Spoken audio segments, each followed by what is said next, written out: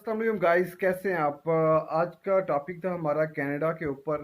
और आपने जैसा कि थंबनेल के ऊपर देखा होगा कि मोस्टली जो वीज़े हैं, जो यूएई से अगर देखें तो इन सालों में बहुत सारे लोगों ने यूएई से वीज़े जो हैं वो लिए हैं। शेनिन हो गया या यूएसए हो गया या कनाडा हो गया। अगर आपने कभी कनाडा का वीज़ा देखा हो तो कनाडा के वीज़े के ऊपर जो पाकिस्तान से भी मिलता है उसके ऊपर अबू धाबी लिखा होता है। तो कनाडा का जो वीज़ा है पाकिस्तान का वो भी अबू धाबी से इशू होता है। जो अबू धाबी में एम्बेसी है कनाडा की, वहाँ से इशू होता है। वहाँ का उसके ऊपर लिखा होता है, ऑलरेडी मेंशन होता है अबू धाबी।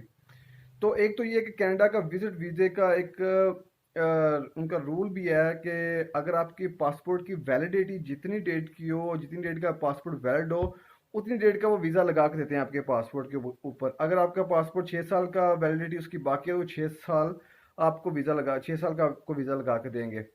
इवन आपने एक हफ्ते के लिए अप्लाई किया है। अच्छा, तो अगर देखें तो पाकिस्तान में बेसिकली कनाडा के लिए सपोर्टिंग डॉक्यूमेंट्स बहुत ज़्यादा मैटर करते हैं। इतने ज़्यादा सपोर्टिंग डॉक्यूमेंट्स दूसरे कंट्री में इतने ज़्यादा मैटर नहीं करेंगे। और दूसरा ये है कि वहाँ पे सपोर्टिंग डॉक्यूमेंट्स आपके पास बहुत जल्द इकट्ठे हो जाएंगे।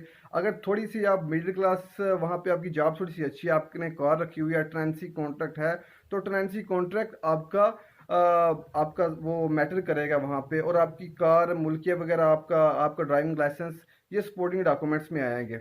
और अगर आपका एक्स्ट्रा को फ्लैट्स वगैरह है तो वो भी। तो उसके अलावा आपकी बैंक स्टेटमेंट है, तो बैंक स्टेटमेंट का जो वे है प्रॉपर, वो ऑलरेडी यूएई में अगर कोई बंदा रहता है तो वहाँ पे क्या होता है कि वहाँ पे प्रॉपर सैलरी अकाउंट में पड़ती है। और उसके बाद पर मंथ की, तो उसके बाद फिर एक अच्छे तरीके से मेंटेन होकर बैंक स्टेटमेंट बंदे की बन जाती है। तो बेसिकली पाकिस्तान में अगर देखें तो 2-3 साल में बहुत ज़्यादा लोग यूएई से मूव हुए हैं कनाडा में। कनाडा में वीज़े जो कनाडा की वीज़ा रेशो है दुबई से, वो बहुत ज़्यादा है। तो और असल में देखें तो थोड़े से कम भी हुई है। अगर पिछले साल देखें तो यूएई में जस्ट इनकी इंडियंस की तकरीबन 1 मिलियन 1.1 मिलियन के करीब यूएई इसको शेनियन वीज़े मिले हैं जस्ट इंडियंस को।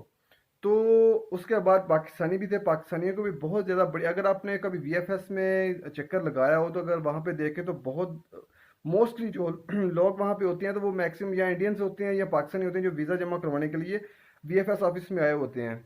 और उसके बाद अगर अभी कनाडा की बात करते हैं तो कनाडा के लिए भी जो लोग वहाँ पे रह रहे हैं ऑलरेडी यूएई में, जो असल में बेसिकली ये है कि 6 महीने के बाद, अगर आप यूएई में रहते हैं तो 6 महीने के बाद अगर आपके पास वीज़ा है, रेजिडेंस वीज़ा है, तो 6 महीने के बाद आप वीज़ा अप्लाई कर सकते हैं यूएई से।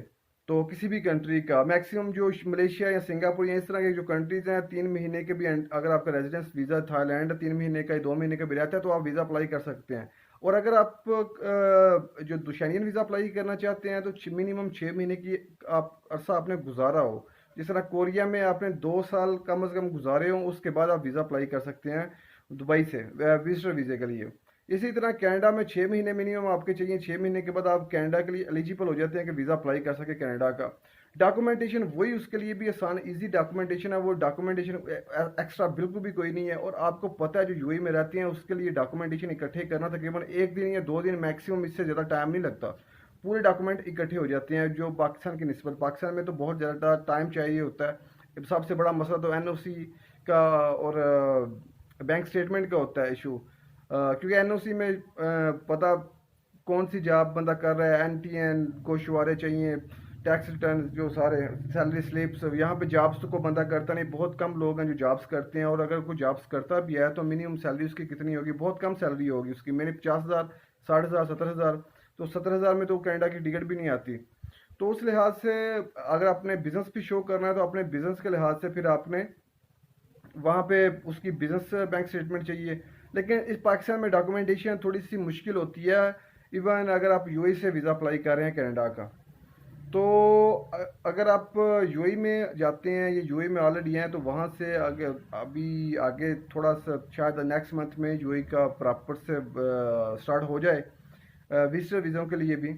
तो अपनी बैंक स्टेटमेंट वगैरह मेंटेन करें, वीज़ा अप्लाई कर सकते हैं। जिस तरह यूरोपियन यूनियन, असल में बेसिकली कनाडा में थोड़ी सी ट्रैवल हिस्ट्री भी मैटर करती है। अगर आपकी ट्रैवल हिस्ट्री, ये नहीं है कि आप वीज़ा अप्लाई नहीं कर सकते या आप एलिजिबल नहीं है, वीज़ा आप अप्लाई कर सकते हैं। लोगों के वाइट पासपोर्ट के ऊपर भी वीज़े वीज़े लगते हैं। और जिन लोगों की ट्रैवल हिस्ट्री होती है, ट्रैवल हिस्ट्री वालों के भी वीज़े नहीं लगते।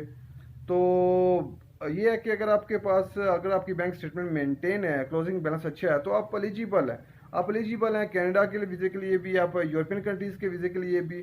तो किसी की भी कंट्रीज़ का वीज़ा आप अप्लाई कर सकते हैं वहाँ से। और आपको पता है वहाँ पे सिंपल सा रूल है बिल्कुल, टाइम ड्यूरेशन जितना पाकिस्तान में लगता है उससे बहुत कम वहाँ से दुबई से लगता है, यूएई से लगता है, अबू धाबी में है वहाँ से लगता है। अगर आप दूसरी स्टेट्स में हैं तो दुबई में करवा सकते हैं, अबू धाबी में है तो अबू धाबी में एम्बेसीज हैं, मोस्टली एम्बेसीज वहीं पे हैं, कॉन्सुलेट्स हैं दुबई में, तो वहाँ से करवा सकते हैं। टाइम ड्यूरेशन भी बहुत कम लगता है। अगर नई डॉक्यूमेंटेशन की थोड़ी बहुत समझ आ रही तो वो किसी कंसल्टेंट से वहाँ से हेल्प ले सकते हैं, वो थोड़ी सी एक नॉर्मल मकबूल सी फीस लेगा आपसे, करवा देगा आपकी। नहीं तो बेहतर ये है कि आप अपने डॉक्यूमेंटेशन खुद तैयार करें। डॉक्यूमेंटेशन तो आपने खुद ही तैयार करने होते हैं, लेकिन वो जस्ट आपकी फाइल प्रिपेयर करने में थोड़ी सी हेल्प कर देता है कि ये डॉक्यूमेंट्स ले, ये डॉक्यूमेंट्स ले। अदरवाइज डॉक्यूमेंटेशन वही होते हैं। ऑनलाइन कनाडा सी ए की जाके वेबसाइट पे आपने एप्लीकेशन तैयार करनी होती है। और इसके लिए कनाडा के लिए ये है कि जब आप वीज़ा अप्लाई करते हैं कनाडा का, तो इसके लिए आपको पासपोर्ट अपना सबमिटिंग करवाना पड़ता है। आपने जस्ट बायोमेट्रिक आपने डॉक्यूमेंटेशन देने पड़ते हैं। उसके बाद आपको बाद में ईमेल के थ्रू अगर आपका वीज़ा लगना है तो उस टाइम वो अपना पासपोर्ट डिस्पैच करने के लिए आपको बोलेंगे, तो आपने अपना पासपोर्ट जाना है डिस्पैच करके। वो लेटर एक इशू होगा, लेटर प्रिंट निकलवा के तो आपने अपना पासपोर्ट साथ में अटैच करना है और देना है उनको। उसके बाद आपका पासपोर्ट के ऊपर स्टिकर लग के तो आ जाएगा। इसका स्टिकर वीज़ा है, जिस तरह तस्वीर इसके ऊपर नहीं लगी होती। अक्सर आपने सुना भी होगा जो फेक एजेंट हैं वो अक्सर ट्रैवल वो करते हैं, चढ़ाई जिसको बोलते हैं, वो भी करवाते हैं।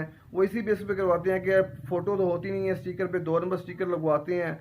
मेरे एक दोस्त का साथ मैंने आपको उसकी एक बात बताई थी 2-3 दिन पहले, वीडियो में उसका जिक्र किया था। मैं उसका अगर पास मैं पूछूंगा, मैंने पूछा नहीं, उससे पूछूंगा अगर उसके पास वीज़ा का फ़ोटो वगैरह तो मैं लाजम आपके साथ अटैच करूंगा नेक्स्ट फ़ोटो में। तो जो लोग अप्लाई करना चाहते हैं यूएई वगैरह से, ये यूएई में लोग हैं जो जिनका माइंड है, बेसिकली लोग डरते हैं वीज़ा अप्लाई करने से। असल में एक रिस्क लेने से होता है। वीज़ा जब अप्लाई करेंगे तो कुछ ना कुछ रिजल्ट उसका प्लस या माइनस में तो लाजम उसका होगा, लेकिन ये नहीं है कि माइनस में हो सकता है, प्लस में हो सकता है। मैंने भी काफ़ी जब वीज़ा अप्लाई करना स्टार्ट किए थे तो उस टाइम मेरे कुछ रिफ्यूज़ल भी आई थी। ये नहीं है कि रिफ्यूज़ल नहीं थी, मेरी कुछ रिफ्यूज़ल भी थे, लेकिन उसके बाद में मैंने खुद ही अप्लाई करता रहा हूँ। मेरे काफ़ी ज़्यादा वीज़े लगे भी हैं। जिस तरह समीर भाई का देखिए, उन्होंने भी काफ़ी ज़्यादा वीज़े पाकिस्तान से भी लिए हैं और यूएई से भी उन्होंने वीज़े लिए हैं। तो जब आप वीज़ा अप्लाई करते हैं, जापान का वीज़ा उन्होंने लिया पाकिस्तान से, साउथ अफ्रीका का वीज़ा उनका रिजेक्ट हो गया था पाकिस्तान से, और जापान वालों ने वीज़ा दे दिया। तो ये मैटर नहीं करता अगर आपका शेंगन का वीज़ा रिजेक्ट हो गया तो इसका मतलब ये नहीं है कि आप कनाडा यूएसए का वीज़ा अप्लाई नहीं कर सकते। मेरे ख्याल में जितना वीज़ा यूएस का वीज़ा सबसे मुश्किल और सबसे इजी वीज़ा है, इतना मेरे ख्याल में किसी और का नहीं। क्योंकि जब इंटरव्यू देने के लिए आप जाते हैं तो उस टाइम वो आपको बता देता है कि आपका वीज़ा लगना है या नहीं लगना है, उसी टाइम आपको पता चल जाता है। तो ये है कि जब आप अप्लाई करते हैं, रिस्क लेते हैं, तो उसके बाद ही कुछ मुमकिन होता है।